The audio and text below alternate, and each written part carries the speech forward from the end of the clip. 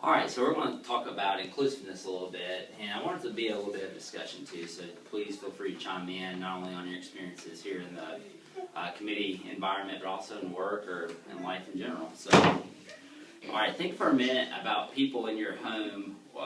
Think about the people that you work with. Are there people that you count on all the time? Do you have people in your life that when things come up, you have your go-to people? Everybody, can anybody think of an instance, maybe give an example of one in their life that they go to? Well, it should be home teachers or visiting teachers. Mm-hmm. You know, like when we found out we were pregnant, we went and asked our home teachers for a blessing. Okay. That's a good go-to. What about you, Brother Morris? If you need advice, Dad's always Oh, yeah. good for advice. Mm-hmm. Got the dad. Hey, what do you think, why do you think that they're your go-to people? You trust them? Mm-hmm. There's a trust factor involved. Would you think it has something to do with maybe like-mindedness?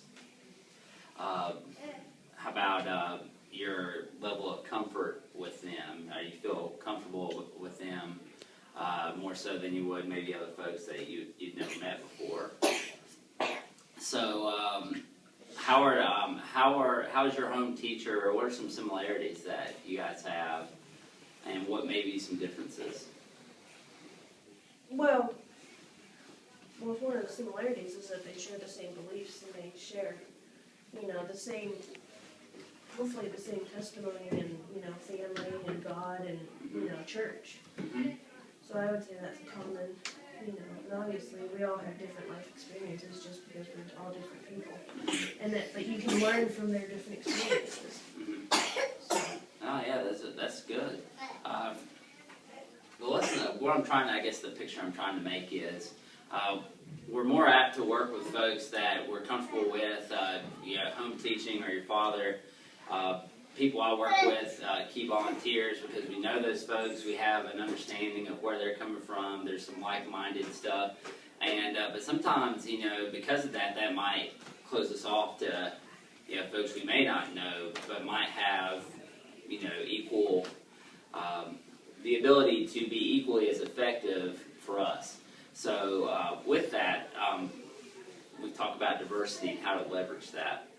In a committee standpoint, and in this committee, when we think about it, our committee right now is made up one female and 3 males so far.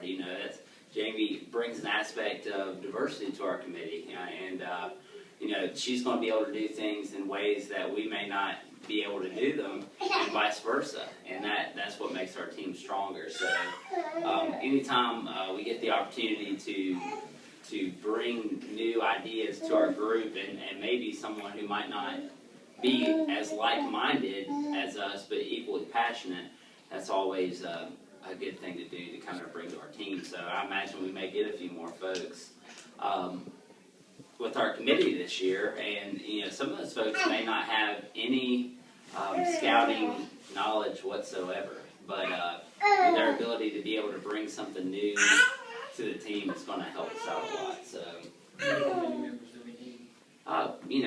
The minimum troop committee members, we only need, you need me as the chairman, and you need 2 other members. That's at a minimum. So, well, I think if we can get 6 to 8 people would be great. 6? Yeah. yeah, In and addition to or total? I would say 6 to 8 total. mhm.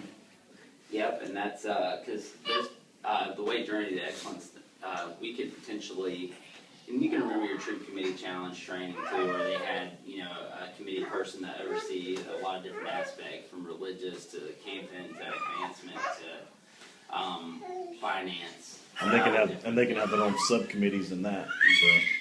But anyway, I